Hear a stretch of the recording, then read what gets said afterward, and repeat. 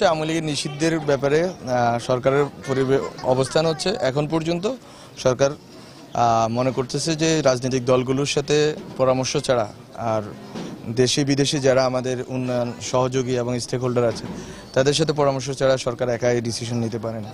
তো এবং জনগণের যে ইচ্ছার প্রকাশ জনগণ বারবার ঘটাচ্ছে যে আওয়ামী লীগ নিষিদ্ধ হোক, আমরা মনে করি যে সরকার সবার সাথে পরামর্শ পর্যালোচনার ভিত্তিতে একটা সিদ্ধান্ত নেবে।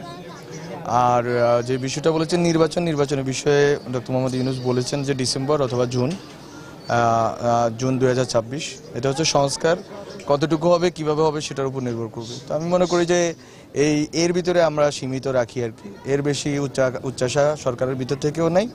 আর এটা নিয়ে ধোঁয়াশারও কিছু নাই যে কবে নির্বাচন হবে, নির্বাচন দিবে কি দিবে না সরকার। অবশ্যই নির্বাচন হবে এবং ডিসেম্বর জুন দুইটা টাইমলাইন আছে, এই টাইমলাইনের ভিতরে হয়ে যাবে। এটা একেবারে এই কথার বাইরে হয়তো সরকার যাবে না।